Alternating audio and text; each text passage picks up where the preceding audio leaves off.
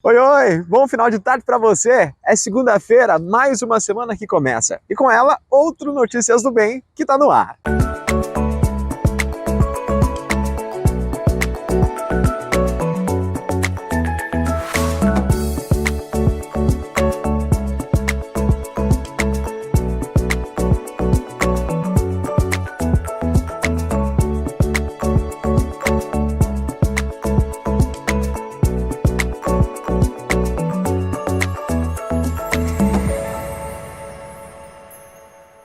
Notícias do Bem. Oferecimento Cressol Cooperativa de Crédito. Sol, acende a luz. Eu só ouço falar sobre esse tal cooperativismo. Sim. Diz que quem coopera se torna dono do negócio. Sim. Eu posso investir e ainda ajudar a economia local. Simples. E o resultado é dividido entre todos. Dá pra acreditar? Simples. Eu posso ter crédito e solução pra tudo. E não é um banco. Sim. Mas será que vale a pena? Sim, é simples. A Cressol tem tudo isso. Lá, ganhar é para todos. Se eu quiser cooperar? É simples. Vem junto. Cressol. A gente começa o programa falando da Expofeira Mulher, que terminou nesse final de semana. Um dos destaques foram os desfiles que aconteceram por lá. Um deles organizado pela Késia, que já apareceu aqui no Notícias do Bem. A ONG Mão Amiga, em Francisco Beltrão, é uma entidade filantrópica que atende mulheres acometidas pelo câncer. Até aí você certamente já sabe. Mas a parceria com a Késia Queiroz, essa foi diferente e inusitada. Numa roda de conversa com os psicólogos que nós temos até lá, no momento, captou e conversou com essas pacientes para fazer inicialmente um ensaio fotográfico e depois surgiu a ideia do desfile da Expofeira Mulher, e por isso que a gente entrou como parceiro, por conta das pacientes que nós temos lá na casa que atendemos diariamente. Eu não tinha nem ideia que isso seria, que a gente ia conseguir fazer isso. A princípio seriam só fotografias e compartilhar a história de superação de cada uma. Porque a ideia não é apresentar um biquíni, mas uma pessoa, uma história. E que nem a Nelly falou, lá a casa está cheia de histórias de superação. O trabalho que a equipe toda faz com as meninas. Elas falaram no início, eu não, né? Nós não somos capazes, não. Elas estavam prontas. Graças à equipe toda que preparou. A hora que eu cheguei lá, elas estavam prontas. E cada uma com a sua particularidade, cada uma com a sua história, a sua superação. A gente conseguiu trazer autoestima, a gente conseguiu trazer empoderamento feminino, mais do que elas já estavam. Histórias de superação como a da Luciana, que é a embaixadora de Késia Queiroz, se replica com essas mulheres. Eu fui diagnosticada com câncer de sarcoma em 2013, com 10 anos de idade. O câncer de sarcoma é o mais maligno que tem. Não tinha muito tratamento, as únicas opções que a gente teve na época ou era amputação ou era tentar o tratamento em Curitiba. E eu lembro como se fosse hoje, quando o médico chegou pro meu pai e falou que, da mesma forma que ele conseguia, né, um horário para mim, ele me mandava no dia para Curitiba. Mas ele olhou para mim e falou que talvez o fato de eu ir para lá e tentar o tratamento lá, eu não poderia não voltar. Eu poderia não voltar para casa. Então aquilo mexeu muito comigo, porque eu era uma criança de 10 anos de idade, que só queria jogar bola, que só queria brincar. Depois da amputação, a superação de um câncer no pulmão e a perda da irmã forjaram a personalidade dela, que é irreverente, mas se emociona quando fala da irmã gêmea. E eu digo e repito que, independente de tudo que me aconteceu, eu só tô aqui hoje por ela.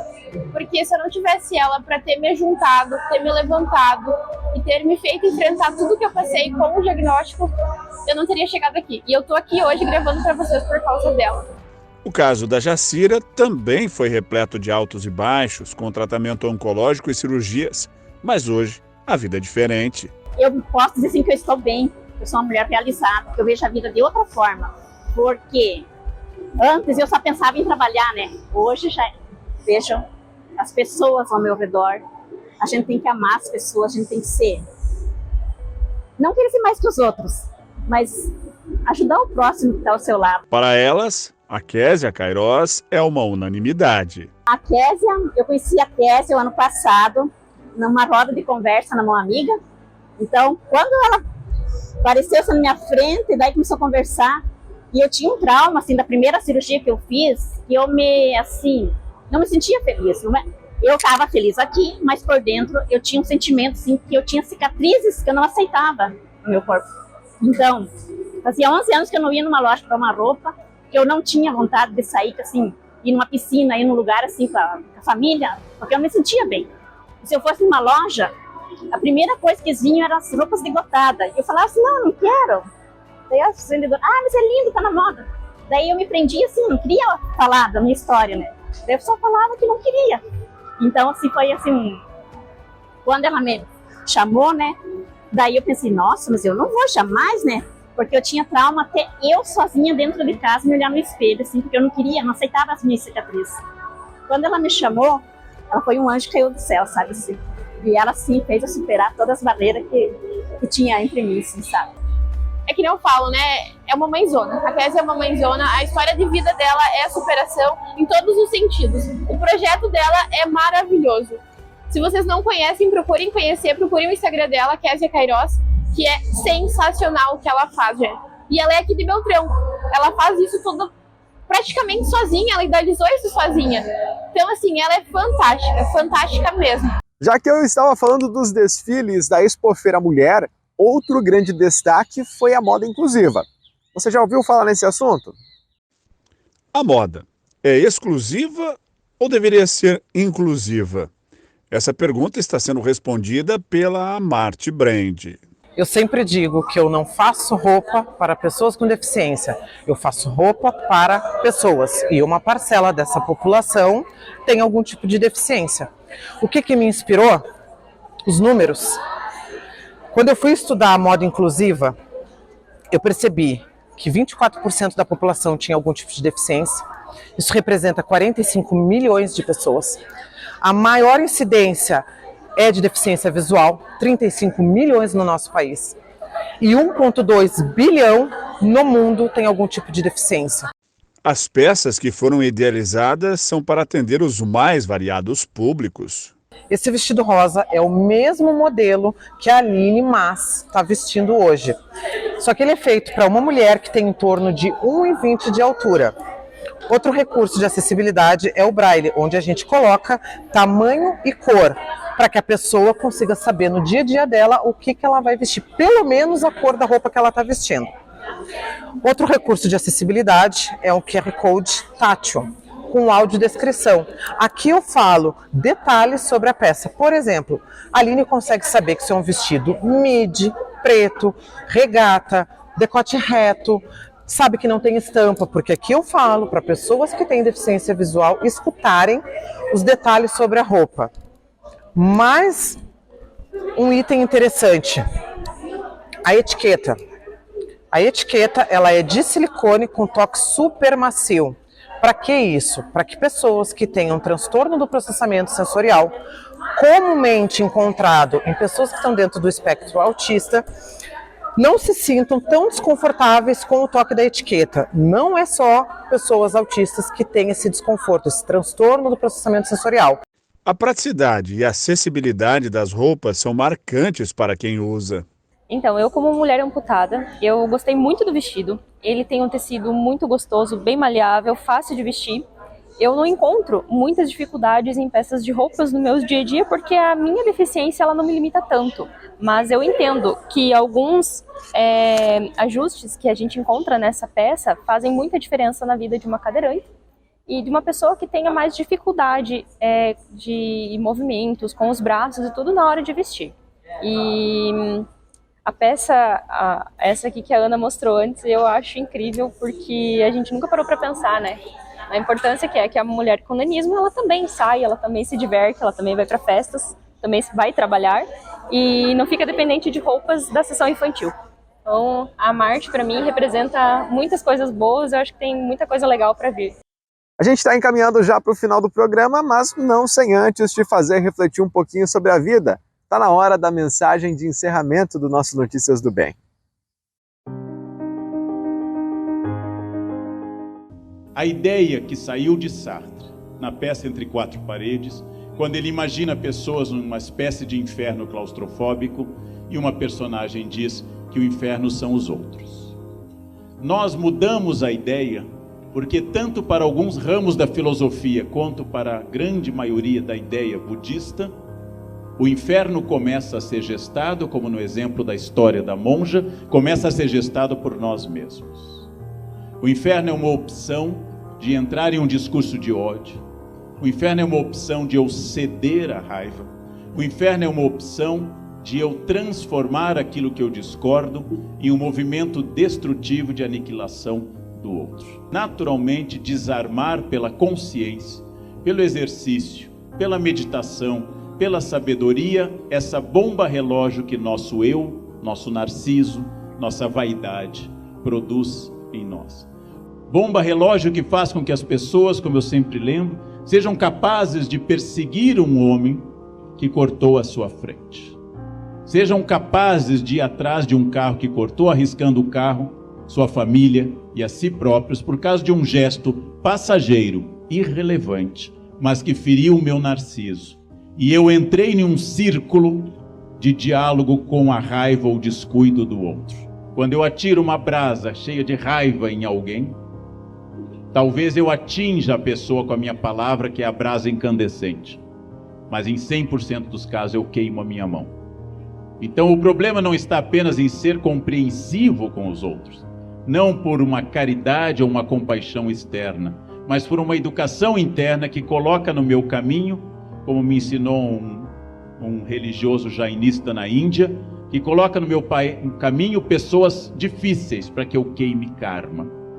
E algumas pessoas queimam karma em 3º grau, rapidamente e com intensidade. Toda vez que alguém me enfrenta, toda vez que alguém discorda de mim, ela está sugerindo que eu saia da minha zona de conforto. Está sugerindo que minha vaidade não me domine. Está mostrando que eu sou limitado em relação ao universo. Está me convidando a crescer. Todas as vezes que alguém concorda inteiramente comigo, me elogia e acha o máximo qualquer bobagem que eu digo, essa pessoa está favorecendo o meu narciso. Ela está favorecendo o meu eu. Está impedindo que eu cresça. Então, qual o limite disso? A monja disse, eu concordo inteiramente. O limite disso é a ética e a lei. Agora eu vou dar um conselho que foi dado pela minha avó camponesa alemã. Nunca toquem tambor para maluco dançar. Nunca toquem tambor para maluco dançar. Nunca. Não deem corda. Concordem imediatamente, em primeiro lugar, porque é inútil. Não há diálogo com quem é dogmático. Não há diálogo com quem é dogmático. Só há diálogo com alguém que sabe a sua limitação nesse mundo. Que aquilo que eu faço no mundo, sendo o que eu for, é irrelevante em relação ao total do universo. Mas só diz relevância a mim. Exclusivamente a mim. Então essa é uma questão complexa. Agora, eu até, por vaidade de professor, eu gostaria de ser mais influente do que eu sou. Então, como professor, eu dou aos alunos textos de ideologias variadas, para que eles escolham o que eles acham. Sou um relativista da ideia de verdade. Gosto das pessoas que leram coisas contraditórias e que têm dúvidas. Pessoas que têm dúvidas conversam. A dúvida é o início de todo o processo filosófico. Algumas pessoas são monotemáticas, falam do mesmo assunto, têm um interesse obsessivo num único tema e impõem a todo o grupo aquele tema como se todos compartilhassem do mesmo desejo. Outras pessoas são particularmente agressivas, usam um tom de voz, uma argumentação e uma imposição que perturbam o ambiente. Outras são o que nós costumamos chamar de folgadas. Nada fazem, consideram que os outros devem colaborar para que ela seja feliz. Não entram na divisão de tarefas ou esperam ser servidas. Há muitas formas de dificuldade e em todo ambiente familiar e de trabalho existem parentes e existem colegas que são difíceis. Os budistas dizem que as pessoas difíceis queimam nosso karma negativo. Dá para evitar alguém difícil? Nem sempre. Não é possível em todas as ocasiões que eu me afaste da pessoa difícil. Às vezes não é minha escolha. Mas se eu tenho interesse e se isso é importante, eu posso ajudar essa pessoa difícil a melhorar. Se eu não tenho interesse e não é importante para mim, eu devo me afastar. Mas quando isso não é possível, acima de tudo, eu devo encontrar uma área de equilíbrio comigo mesmo para entender que aquela pessoa é difícil e que eu não devo entrar nesse jogo da dificuldade dela. Quando eu consigo isolar um pouco mais a pessoa difícil dentro de mim, eu consigo ter mais harmonia. E se eu não posso evitar o contato, pelo menos eu evito o dano e a raiva de conviver com uma pessoa difícil. Eu agradeço a tua companhia, mas por hora o programa fica por aqui. Eu volto amanhã, 15 para 7 da noite, com outras informações gostosas de assistir. E vou deixar aqui do ladinho, nas redes sociais e no portal programanoticiasdobem.com.br, outros conteúdos como esses para você consumir e compartilhar com quem bem entender. Te espero amanhã, 15 para 7. Boa noite, boa semana. Notícias do Bem. Oferecimento Cressol Cooperativa de Crédito. Peraí, gente, peraí.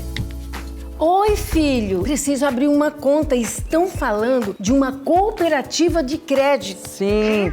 Que não é banco, mas tem tudo o que eu preciso. Sim, é sim. Se eu precisar de crédito, é prático e seguro. Sim. Você vai me ajudar, né? Sim, vó, é simples. A Cressol tem tudo isso. Lá, ganhar é pra todos. E se eu resolver cooperar? É simples, vó. Vem junto. Cressol.